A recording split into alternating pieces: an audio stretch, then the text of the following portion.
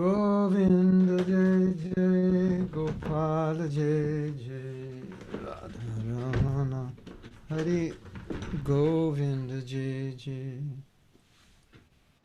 Govinda Jai Jai Gopala Jai Jai Radharamana Hari Govinda Jai Jai Hare Krishna Krishna Krishna Hare Hare Hare Rama Hare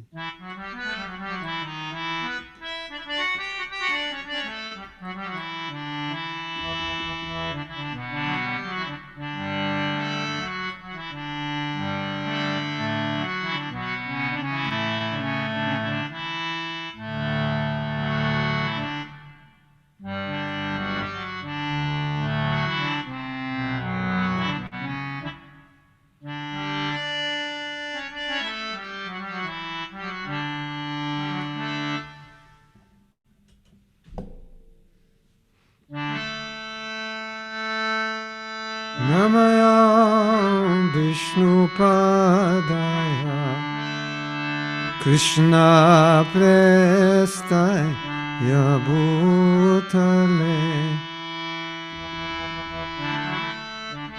Srimate Bhaktivedanta Swami Iti Namine Namaya Vishnu Padaya Krishna Prestaya Bhutale Srimate Bhaktivedanta Swami Iti Namine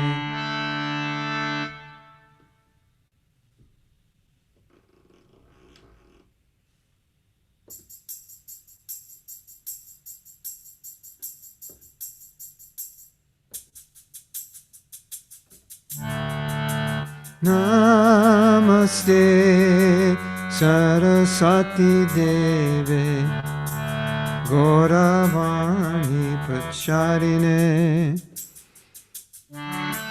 Nirvises Shunyavadi Mastachadesa Tarine Sri Krishna Chaitanya Prabhu Nityananda Shri Advaita Gadadhara Srivasari Gaur Bhakta Vrinda Sri Krishna Chaitanya Prabhu Nityananda Shri Advaita Gadadhara Srivasari Gaur Bhakta Vrinda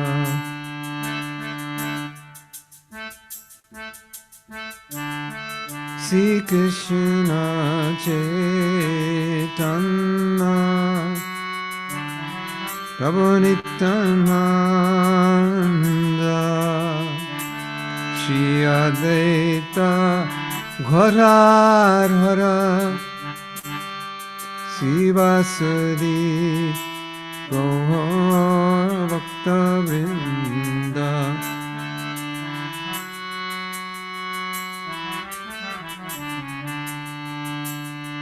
Hare Krishna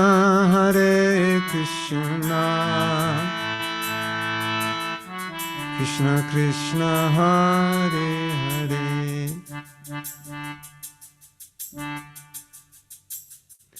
Hare Rama Hare Rama Rama Rama Hare Hare Hare Krishna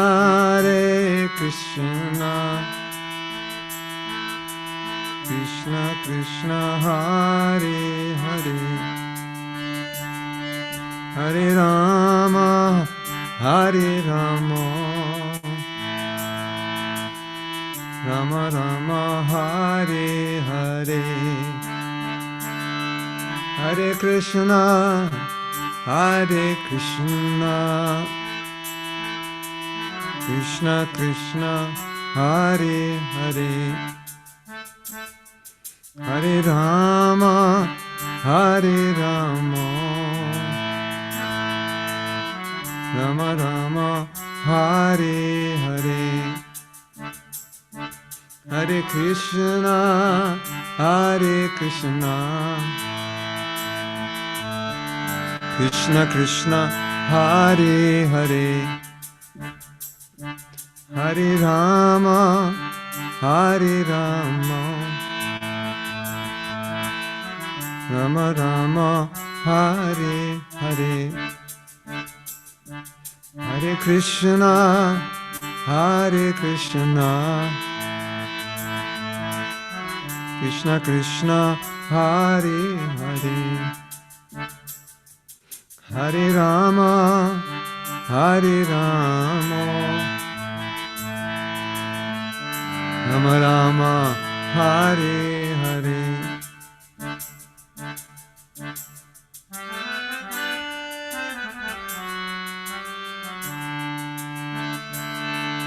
Hare Krishna, Hare Krishna, Krishna Krishna, Hare Hare, Hare Rama, Hare Rama, Rama Rama, Hare Hare,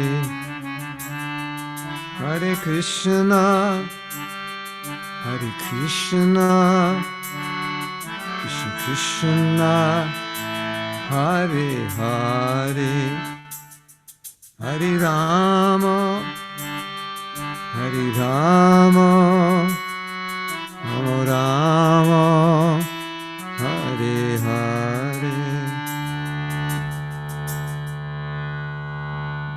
Jai Go Premanandi, Hari Hari Bo.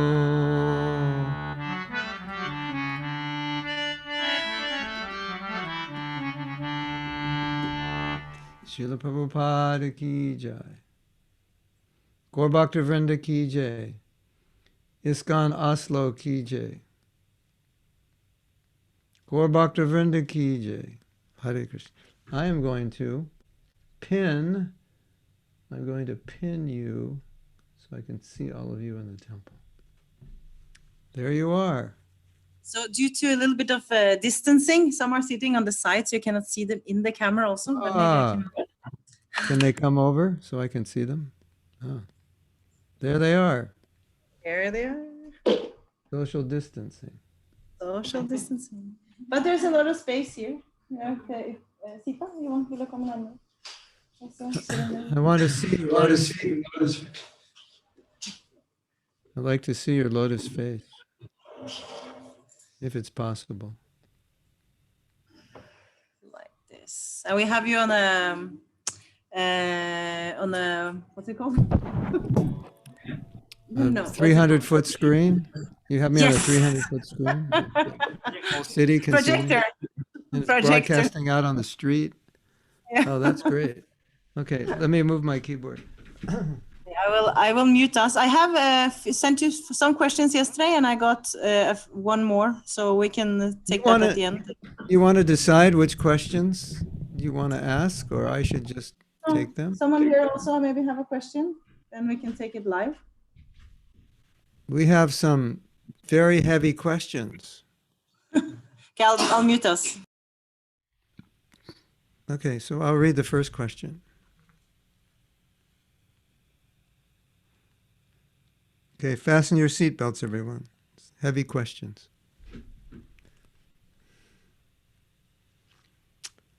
This question, number one, is about attachment. Every time we hear about attachment, we hear of attachment to husband and children. Why is not job also a part of the attachment? We could be proud to be a doctor, proud of any of our jobs, proud of one's position. Should one not let go of these attachments? Which attachments are good for our our spiritual life?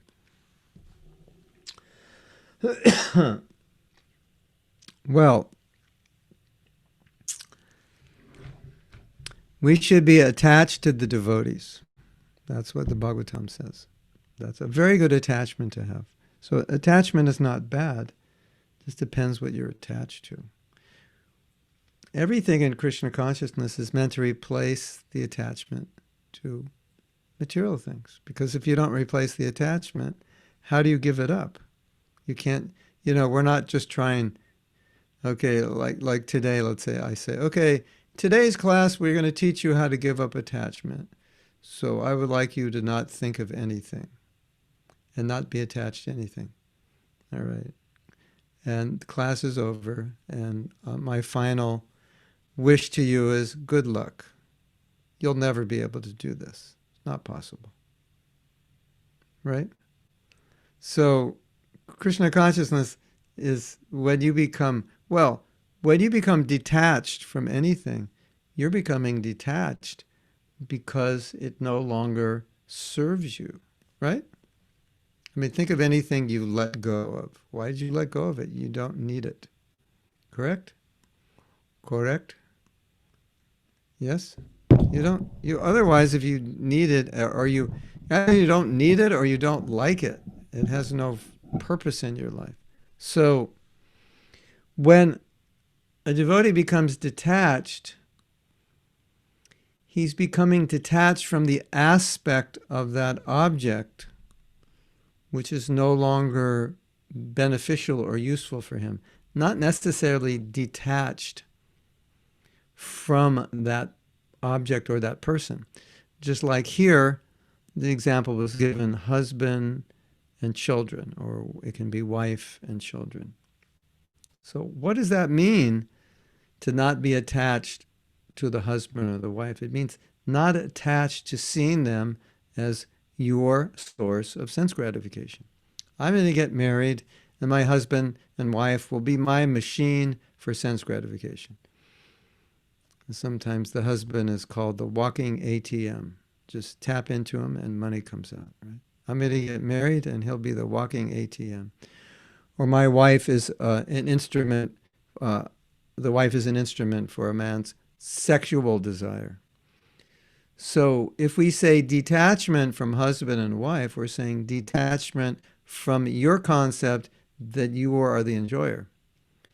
And you replace that with the concept that you're the servant. I am the servant. And so many people get married thinking, now, finally, I will enjoy life. I have a husband, I have a wife. And that ends up in a major disaster, right? Rather than a marriage, it becomes a disaster zone. Right? You have to you do that in your country? They put up yellow tape to protect people, like if there's a hole or something. Do you do that? Yes? Yeah. So, if you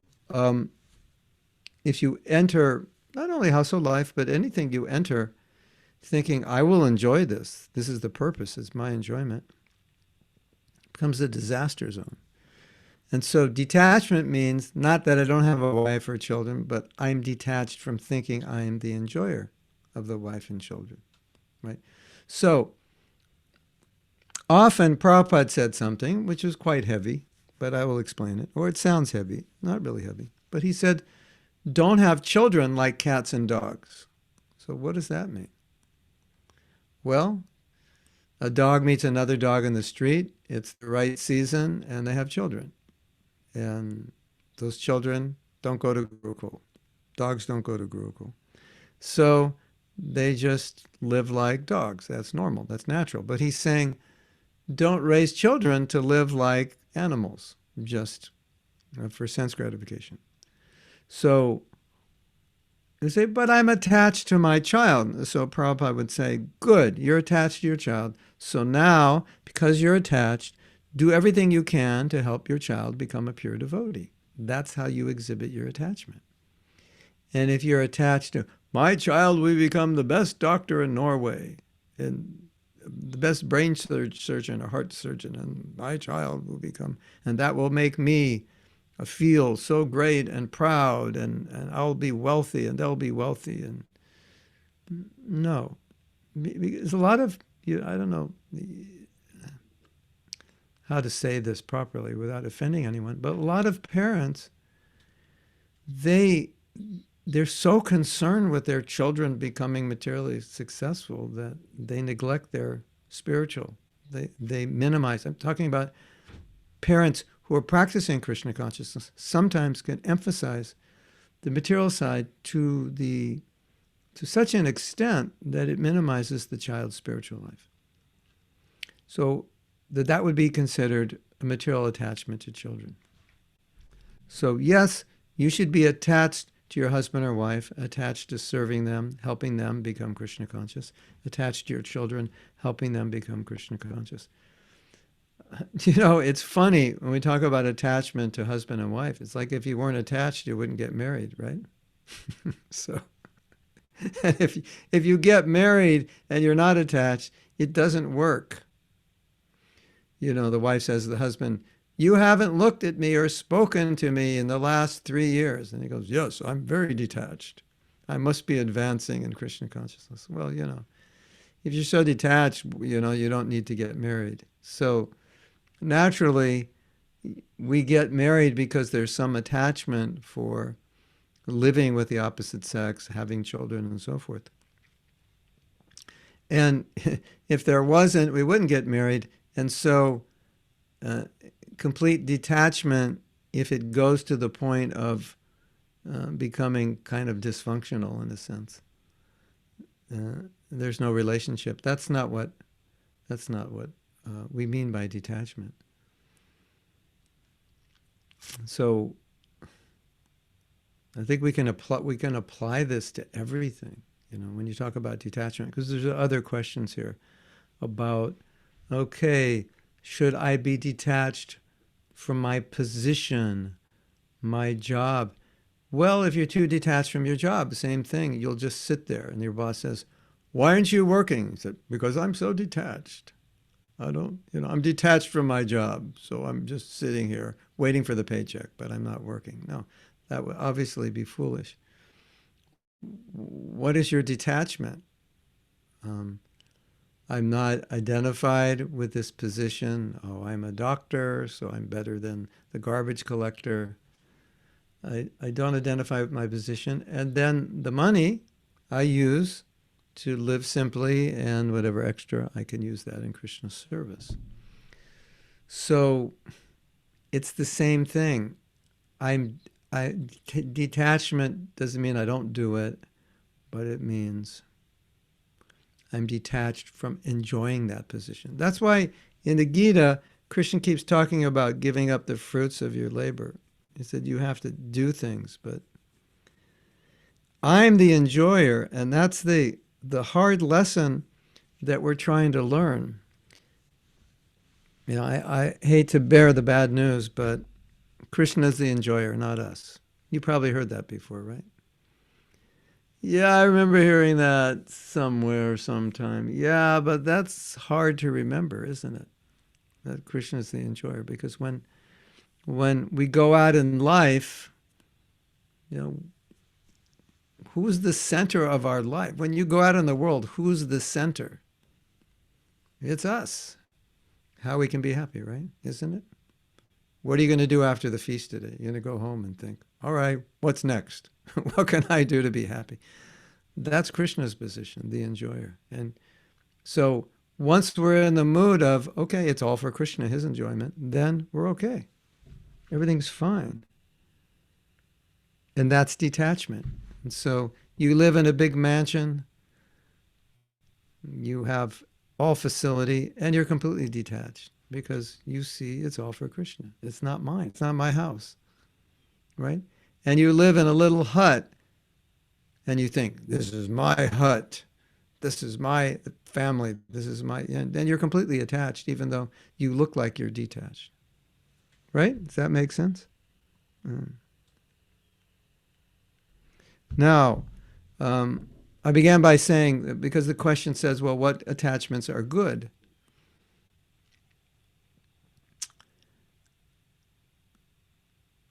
No attachment is bad if the consequence is that it helps you or helps other people become Krishna conscious. Those are all the good attachments.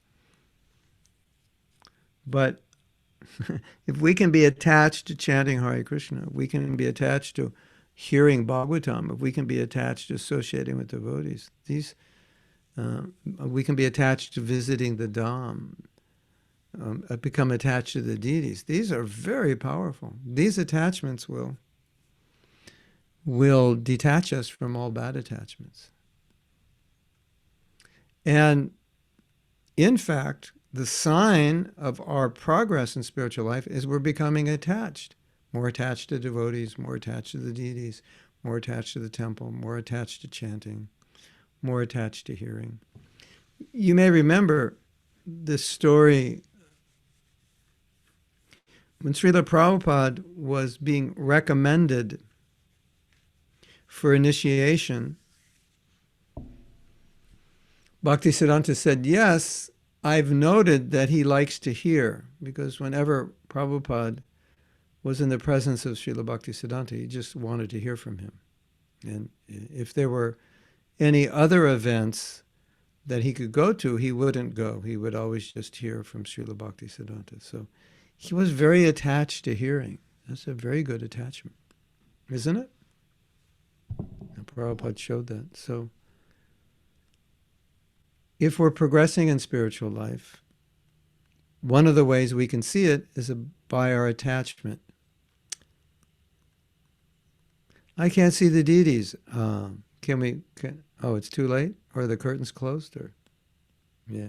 Maybe I get darshan later. Possible? Yeah.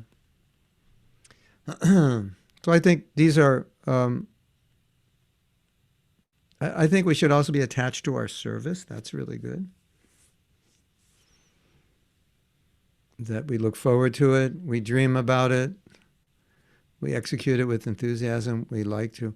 Because obviously, I mean, here's the problem, obviously, if we're not attached to spiritual activity, as I was saying in the beginning, we're going to become attached.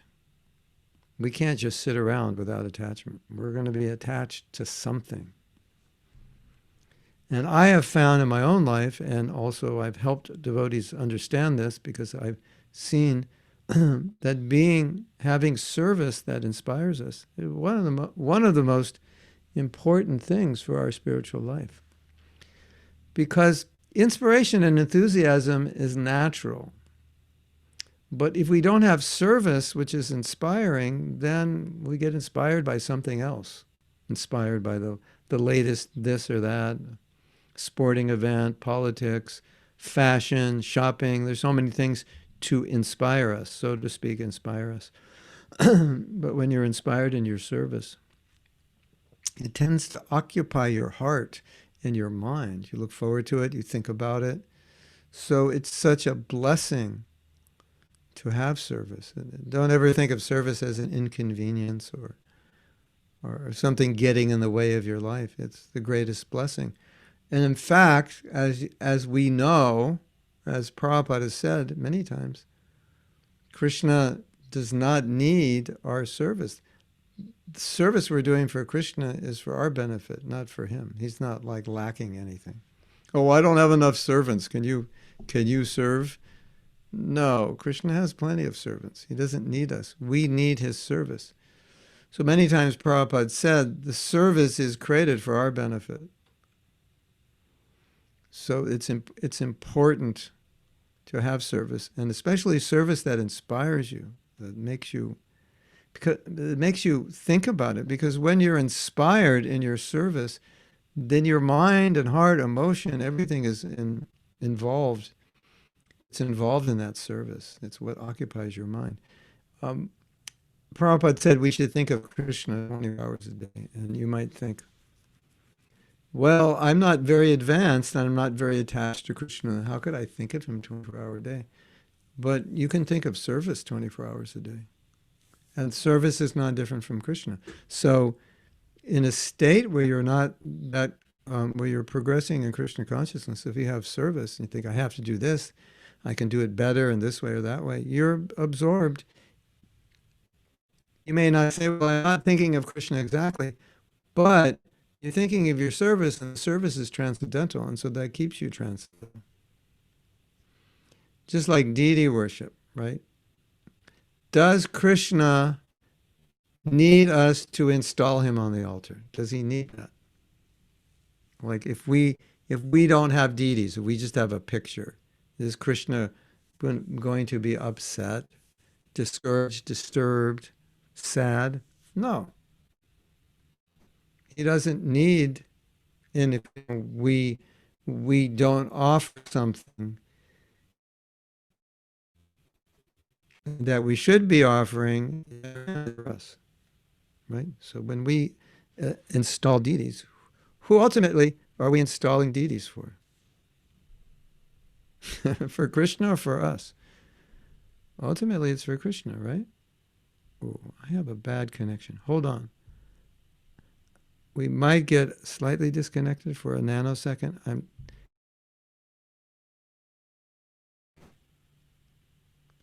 Which should be better. Okay, we're still here. I'm still here. Hopefully better. I don't know. Should be better. We'll find out. Yeah.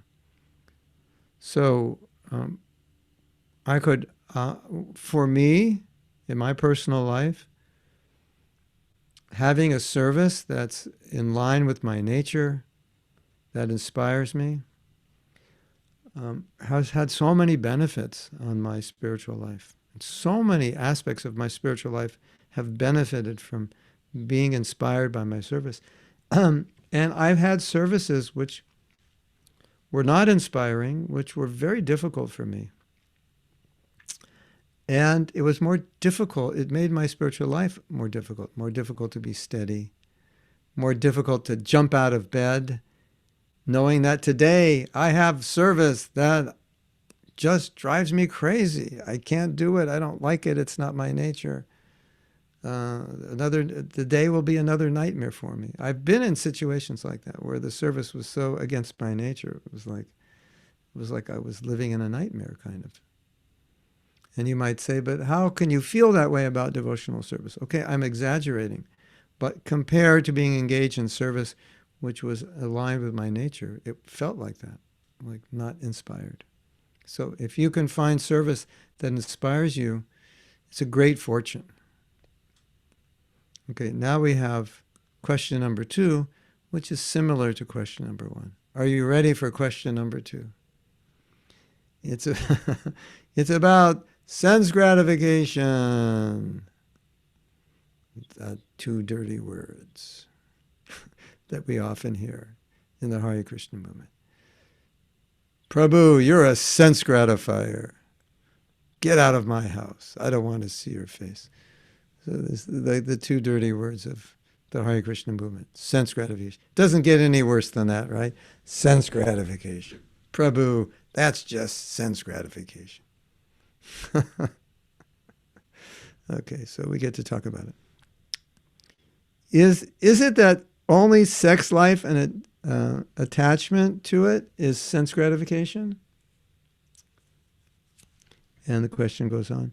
Every time sex life is used as an example, and I think that it's more than just that, but people don't understand. Isn't it gambling and other addictions, shopping, eating, gaming, how to give these up? I think it's similar to the first point. It's much more subtle than gross activity. It's actually thinking, doing anything, thinking with this ego of I'm the enjoyer, then it becomes sense gratification. Simple, right? All right. Look at that beautiful sunset. Sense gratification, Prabhu. That sun is Krishna's eye. You should be thinking how I can serve Krishna. Smell that rose. Sense gratification, Prabhu. You should be thinking, get that rose for Krishna, offer to the deity. Right? Wow, look at that sweet rice. Oops, it wasn't offered. Oh, sense gratification. What? You have a question, Sanatani, or a comment, Yeah, or what? it's just yes. So we can enjoy after Krishna has enjoyed, like for example, when we offer prasadam, but then it also comes to a point when it's actually for our own senses, right? Because it's too much enjoyment. Depends how good the sweet rice is. As long as they put sugar instead of salt, yeah, that becomes a problem. You ever had sweet rice with salt? They thought the salt was sugar, and then nobody eats it. And um, this is, I think we can just go back to the original point to answer this question, that it's a mentality. Prasadam is delicious. And so there's different ways of taking it. And when you're taking prasadam, you think, oh, this is delicious. Krishna has enjoyed this. I'm very happy that we have offered this nice prasadam to Krishna. And now when I'm taking it and tasting it as delicious, I think, oh, this is very nice that Krishna has enjoyed this. Let me give you an example. Let's say you're, Sanatani, you're having a birthday party for your daughter. And you hire a devotee to bake a cake, a birthday cake. And you're really busy, and so you're doing everything at the party, and you don't take prasadam with the devotees. And after the party's over, you finally have time to eat. And you're eating the birthday cake, and you're thinking, this birthday cake is so good. But you're thinking, oh, all the guests and my daughter, I'm so happy they got to eat this beautiful, delicious birthday cake. That's how you're thinking. Although you're tasting it and it tastes good and you're enjoying it, but you're also thinking, everybody got to enjoy this birthday cake. Now, you might say, well, I don't know exactly I'd be thinking that, but let's just assume you are. But I definitely know if that birthday cake had salt in it instead of sand, instead of sugar, or let's say it had sand in it instead, had salt and sand instead of sugar, you'd be eating and you'd be thinking, oh no, everybody had to eat this cake and my daughter on their birthday, and it's so you understand the idea, right? That we're enjoying it, but we're thinking it's enjoyed by Krishna, so we're happy that it was made so nicely, and also thinking, well, it's been enjoyed by Krishna, and therefore he wants me to relish it. And because it was offered for his enjoyment, I'm relishing it as prasadam. It's different because the mentality is not that I'm the enjoyer. As soon as the mentality is I'm the enjoyer, then you can turn anything into sense gratification, even the holy name, right? I'm the enjoyer. I'm going to do kirtan, and you are all going to think Mahatma's kirtans are amazing, and I will be famous in Oslo as the greatest kirtaniya that ever appeared in Norway. And that's the only reason I decided to give this class, just so I could become famous in Oslo as the greatest kirtani. So nothing wrong with the kirtan, right? Just something wrong with the person leading the kirtan. The mentality, right? So you can turn something Krishna conscious into sense gratification, and some sense gratification you can turn into Krishna consciousness by your mentality. So, okay, and then we're saying, the Shastras always talk about the other two dangerous words, sex life. Ta-da. Bad words, don't talk about it. Okay, but Krishna says, Dharma virudha bhuteshu kamosmi bharatashama. I am sex, I am that sex life. When you have sex for having children, I am that sex.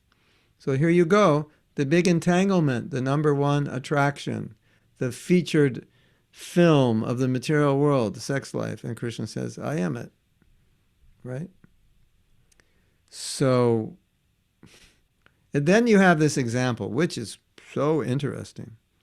The Mayavads. So the goal of the Mayavad is to become God, or at least to think they've become God. So in order to become God, they become austere. They give up sense gratification. But becoming God is the greatest sense gratification, isn't it? I mean, if you could become God, you would be the supreme enjoyer. So they renounce to get the ultimate position of the ultimate enjoyer, becoming God. Because what can be better than becoming God? You could become Bill Gates or Jeff Bezos or Warren Buffett or any kind of millionaire. But if you could become God, that would put them to shame. You'd be in a much better position. So even in the name of renouncing, ultimately they're renouncing with the desire to become God. You want to hear a joke? Somebody, this devotee's very funny. He took sannyas, and they said, "Why did you take sannyas?" He said, "Because I wanted to get a good wife." And he said, "Because once you take sannyas, all the women want to marry you." So it was a joke, but there may have been some truth in there, in the back of someone's mind, I'll take sannyas, I'll become attractive to the women. I'll become attractive to everybody. I'll take sannyas and, people will honor me. And so taking sannyas is very good. If one can do it, they should. But taking sannyas to get adoration, what to speak of attract women, not a good idea, I don't think. What do you think? I don't think so, yeah.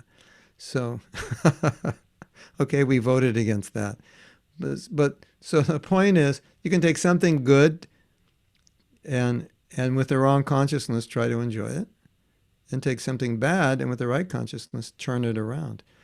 I just read something really interesting about Bhaktisiddhanta Saraswati Thakur because, as you know, he used a lot of things that were traditionally not used by sannyasis, like cars. They just walked barefoot. What to speak of a car, wearing a shoes. Oh, that sannyasi's wearing shoes. He must be bogus. It was like that was the culture. Very strict. and there's pictures of him, and he's all dressed up like a gentleman. His beautiful coat and shoes, and in a car. And he said, "We should dress better than everybody else. We should have everything better than everyone else, because then they'll come and respect and hear us." Isn't that interesting? So he was taking things which were traditionally considered sense gratification, especially for a sannyasi, and using them and saying, we should use the best.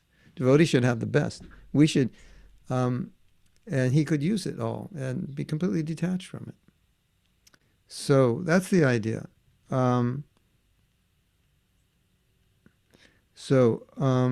Isn't gambling, other addictions, shopping, eating, gaming, yeah. Anything can be sense gratification.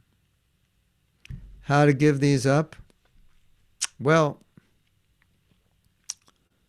we should be so busy in service we don't have time for them. Oh, today, Prabhu, I was so busy. It was amazing. By 5 p.m. in the evening, I realized I hadn't eaten breakfast or lunch yet. That ever happen to you? You ever get so busy that like you miss a meal? It happens to me a lot. Like I'll show up for breakfast in my house. I have an office outside my house. I'll show up about 2 p.m. and I'm really busy, and I'll ask my wife, "So what's for breakfast?" Because I was like writing all morning, and I just lose track of time. So that's good, right? You get so absorbed in service, you forget. I mean, if you have to go to work, it's not good to forget. But if you can be so absorbed that you forget sense gratification, that's good. So that's a way to forget sense gratification. But ultimately, it's because we're spiritually empty that we need sense gratification to fill us up, right? Because what else are you going to fill yourself up with? It's the material world. And as you become more rich in spiritual life, your desire for sense gratification decreases. Now, we have a problem. It's a huge problem. We have been programmed on the most subtle levels to think that happiness equals sense gratification. And when we have that program, whenever there's an opportunity for sense gratification, we go for it because we're psychologically programmed to think that equals happiness. Even if the intelligence knows that's not going to make me happy. Have you ever done that? And your intelligence is saying, You idiot, that's not going to make you happy while you're going after it. Right in the process of going after it, your mind is saying, this is not going to make you happy. Because, so you have two things. You have the knowledge that you've been given, and then you have the conditioning, the programming, that we grew up with, not only in this life, but every life. And so it's so deeply rooted, and we're looking at it and we're thinking, why am I thinking this is going to make me happy when I know it won't? It never has. And I know from Shastra also. That's because we're conditioned just to think sense gratification equals happiness.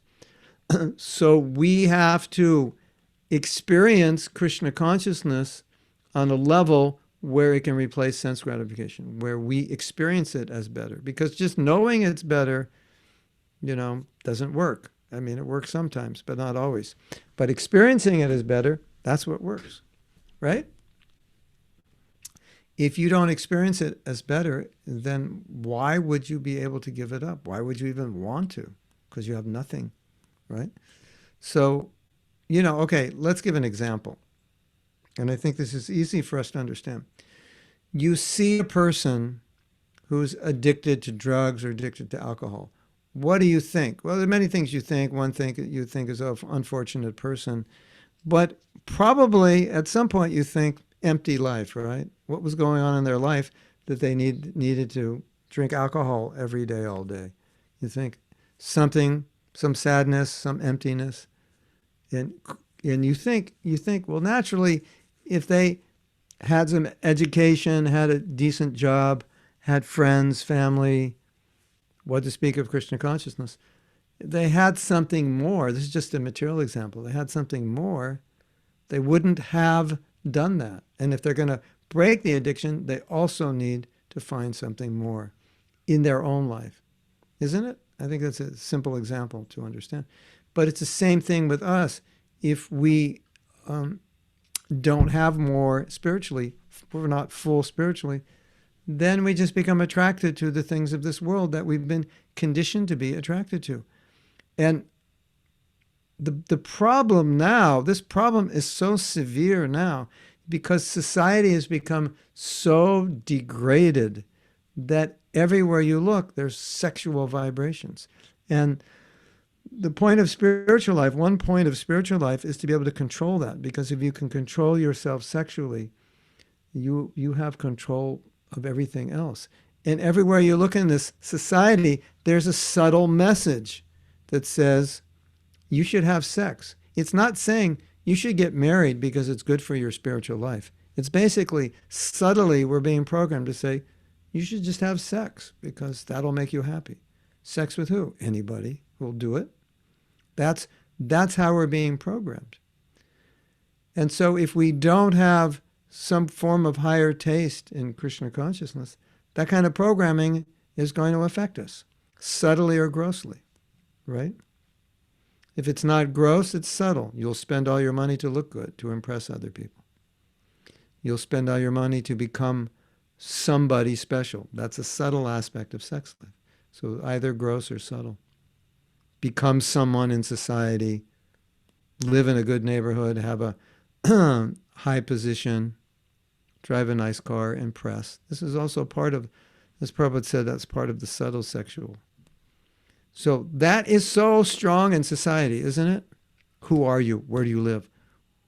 What label's on your shoe? What label's on your suit? What label's on your car? What year is it? What position do you have in the company? This is all subtle sex, and we're programmed for it, right? And we're programmed to impress the opposite sex. It's a really, really horrible environment. If we could create any environment we'd want, if we could create an environment conducive to spiritual life, we would basically create an environment which was the exact opposite of that, wouldn't we? Where there's more separation of men and women, where men and women dress in a way not to attract one another, where we're not trying to inflate our egos with position, but we're just trying to be servants, we're trying to help other people. That's what we'd be doing, right? They have this term that's come up lately It's called objectification. Some of you may have heard this. So objectification means to look at a person like an object, not a person, but an object which you can enjoy. They're just objects for my enjoyment. How many of you have heard that word? You raise your hand if you've heard it before. Okay, so yeah, I guess the world's interesting, right? We kind of have one culture now, right, due to the internet. So this is the programming that young boys get growing up. They're not programmed to see women as mother. They don't go to Gurukul and learn austerity. They don't learn to take care of themselves in school. They don't learn to be responsible in school. They don't learn sense control. But by the time they're about 11, they learn that women are objects of their sexual desire. Isn't it? 11, 12, 13. That's how they grow up. So, and the women might say, well, that's the men. We don't think that way. But the problem is because the men judge you by how you look, now you're concerned how you look, and you're thinking, if I don't look sexy, I won't get a man. My girlfriend will get the guy instead of me. So because the men are demanding women to be sexy, then the women become sexy. Then the whole environment is just saturated with that consciousness, which is the exact opposite of what you create in a real human culture, right? Because look at Vedic culture. What happens to the boys? When they're 5, they become brahmacharis. And what are the girls trained in? Chastity. You're going to have one husband and you're going to have no boyfriends. That's what they learn. And the boy, you're not even going to think about a girl for the next 20 years. You're just going to get trained. And then if you want to get married, you will. Once. Completely different culture, right? Now look at culture now. It's destructive. So that's what we're up against. And all the more reason to go more deeply into our Krishna consciousness, because the environment is so hostile. And because the environment is so hostile, if we're not careful, we get pushed around by that environment. I mean, that's the beauty of studying Vedic culture. You might, sometimes you study it in the Bhagavatam and you're thinking, this isn't relevant. We can't do this today. But the beauty of studying it is just to see this is how human beings lived and how much better it is. And then that, by comparison, you can see how off modern society is, how off the mark it is.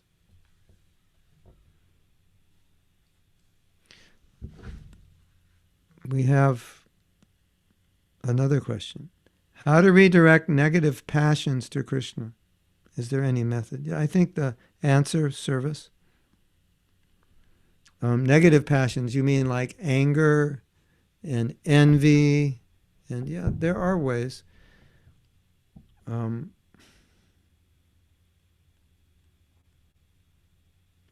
Sometimes you see in great devotees who are very compassionate, sometimes you see them angry, or you see them making statements which appear to be hurtful statements or even racist statements. And you're thinking, I don't understand. Here's a sadhu full of compassion, full of kindness, tolerance. Now he's saying something. We just heard he was saying something heavy. We heard a story yesterday. This Bhaktisiddhanta was just walking somewhere, and he was heard. There was some program. He was walking by some program, and he heard a speaker speaking Mayavad, and he got so upset he walked on stage and slapped him in the face. And he said, "It is not all one. I'm slapping you, and it hurts, and it doesn't hurt me. We are not one." He was so angry. And there are other stories like that where he become so angry because people were preaching that Krishna and the living entity are one. So the point of negative emotions used in Krishna's consciousness, I wouldn't call those, externally you could call those negative emotions, but what's generating that emotion? What if you were walking down the street and you heard someone talking about your mother, saying, your mother has no head, your mother has no arms, your mother has no legs? Would you be upset? I think so. If you love your mother, you'd be upset. And if you weren't upset, we would think something's wrong with you. Somebody's saying these things about your mother and you're just being shanti, shanti, don't get upset, be tolerant. No, we would think something's wrong with you. I read a story this morning that similar thing happened. Someone was speaking Mayavad, and he just went up to him, and or was at a program or something, and he was just shaking him, screaming at him, because his Krishna is being offended, and he can't tolerate it. So that anger is generated from his love. So any emotion, even if it appears so-called negative, generated from love of Krishna, obviously it's not negative. And so any emotion you have, which you can use in Krishna's service, good. And if you can't use it, then it is negative. And if you can, it's positive. Right?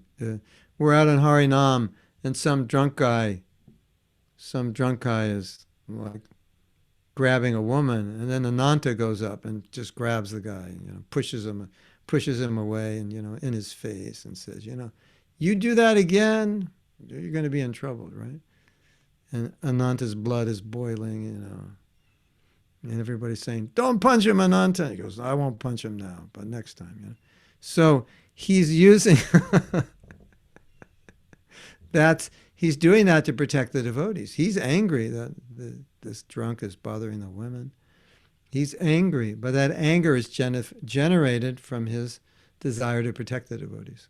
So that we always have to look at the reason why we do something, because you may do something which looks good for the wrong reason or do something bad for the right reason. So as long as the emotions are being used in Krishna's service and generated out of affection for Krishna or his devotees, it's not negative.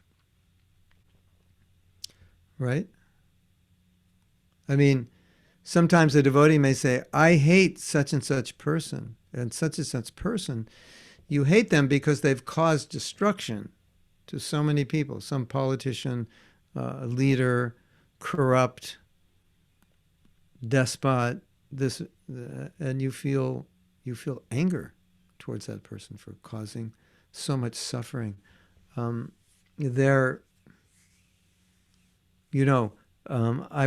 did a program on pornography. I found out that about 30% of the internet is pornography. It's one of the biggest industries. And if you get into it, you start learning about the prostitution industry, and then childhood prostitution exists, and what they call sexual slavery. They lure women in, offer them a so-called better life. And it makes you angry when you see this, how women are being exploited, what to speak of children. It makes your blood boil. It makes you want to feel like if I could meet those guys, I would just like to tie them to a telephone pole so they can't do any more damage. And it makes you feel like I want to arrest everyone who has a website, pornographic website. I'd like to arrest them.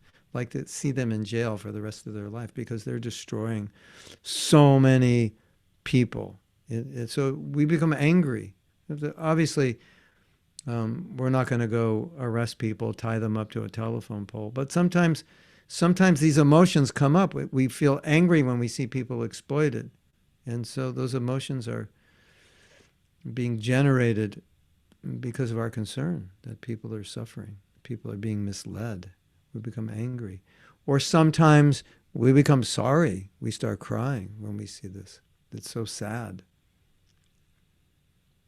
Or we have both emotions. So this is all transcendental, we can say, because it's in Krishna service.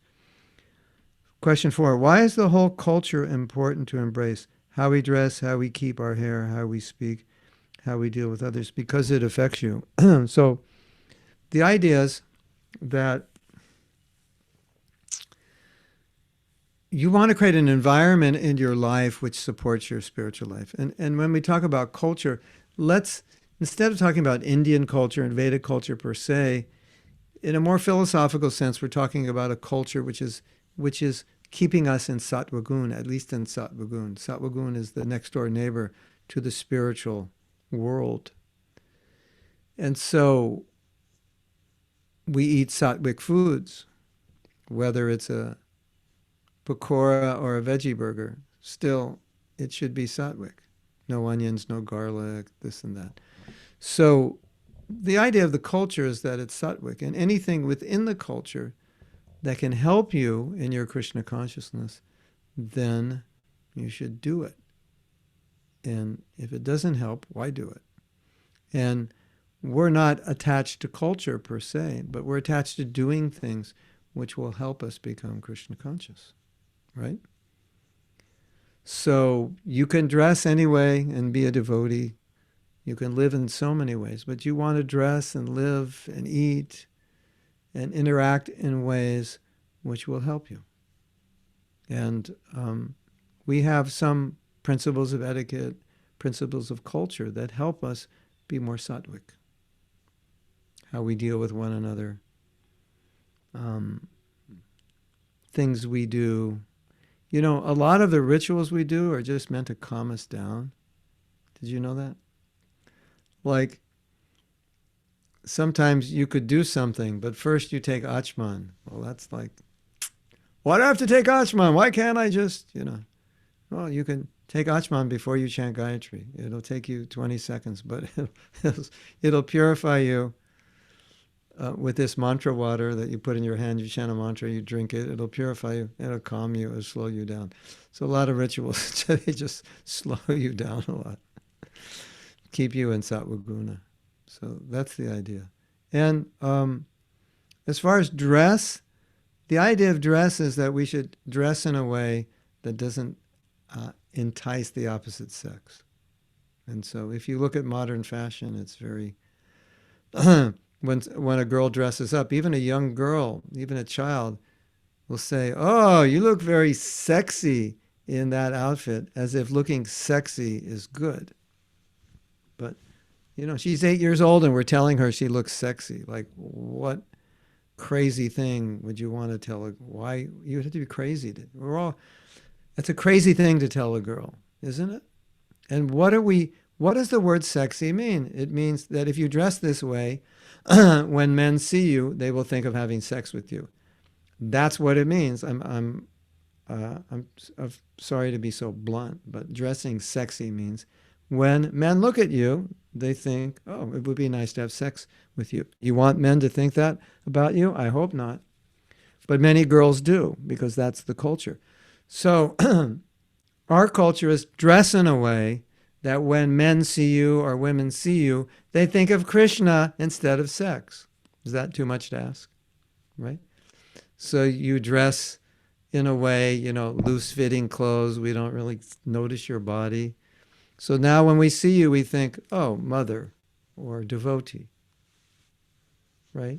And, we don't come to, the men, don't come to the temple with tight T-shirts so they can show their muscles off to all the ladies because they've just been working out the last month, Or worse, in the summer, no shirt, just big muscles. And, it's just a disturbance, isn't it? It's funny. I was just thinking about it. Once, a devotee painted a picture of Krishna and he was kind of muscular. And Prabhupada said, no, that's your meat-eater's body. Krishna's body is soft. That's your meat-eater's muscular body. So all these guys with these big muscles, that's like, in India, the people have the big muscles are the laborers because they're lifting heavy weights all the time, so they actually have big muscles. It's not actually considered attractive. Funny, isn't it? And now in our culture, big muscles, it's funny. The laborers, they have the big muscles. They're lifting all day. Anyway, that's all the questions we have. Do you want to ask more, Sanatani? Or you? Or Well, someone in the... we don't have so much time, but is there anyone here who has a question? I have one. There was a very like a yes or no answer question also, which is after we've taken the human form, can we go back to being an animal? You can go back to anything you want.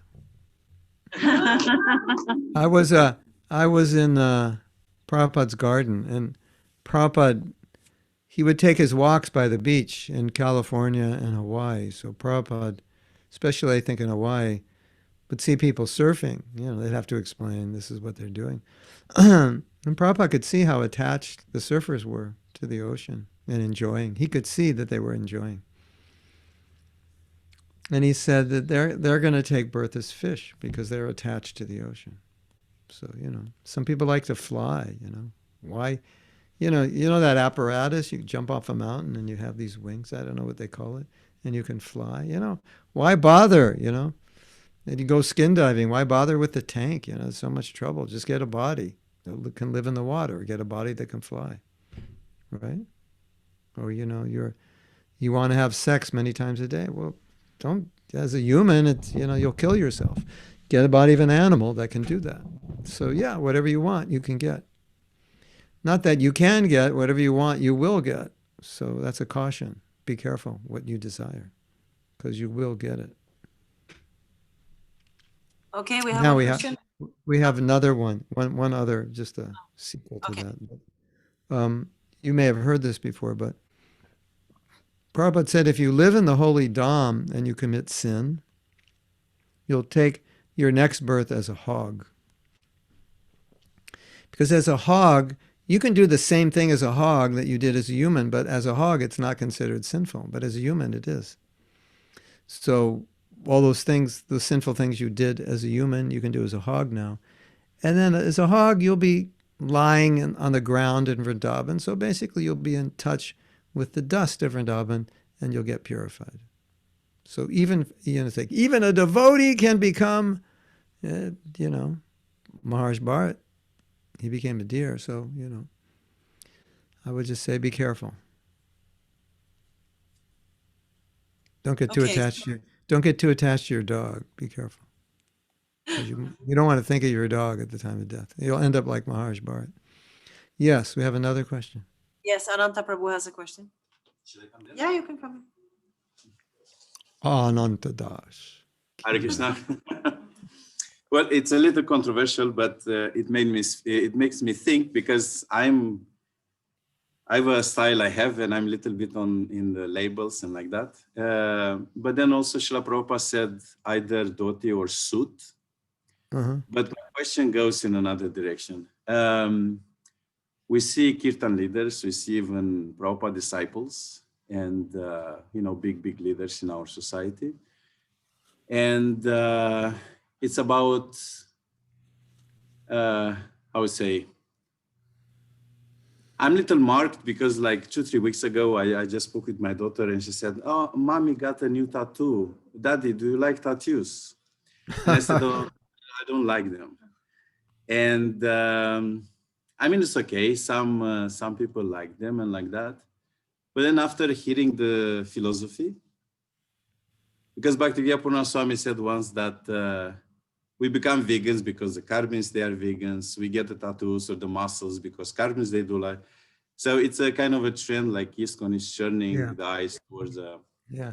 And then we see that after hearing the philosophy, still people getting more tattoos or more muscles or more labels. Like, can you just cover this concept a little bit? Thank you. Well, indirectly, I think Bhaktivedanta Swami's point is good, that Prabhupada wrote me a letter and he said we shouldn't do anything, we shouldn't try to do things in which we would be adapting the culture of the Western people, but rather we shouldn't be doing anything to please them. Like compromising to please. That's what he said. We shouldn't compromise our standard to please them, right? So I think that's a good place to start this answer. Don't compromise our standard to please people. So then the question would be why? What's the purpose of doing anything, right? And so, well, then the devotee will say, well, it says in Shastra you should tattoo the names of Krishna and the Sri Sampradaya. You get tattooed at initiation, and you should write the name Krishna on your forehead and body and so forth. So I for one am not inclined to criticize anyone for having tattoos, but if the reason for getting the tattoo is to get more sex life, obviously, or impress the women, or impress anyone, but it's interesting because, like Bhaktisiddhanta was saying, we should dress better than them. So what does that mean, to dress better than them? It means you're wearing the clothes they wear. You're impressing them with the styles that they wear. You just have better, you have the same styles, but just better styles. So, that's also a consideration of doing something which would perhaps help us in our preaching to get to impress people. I don't know. I think sometimes devotees do that.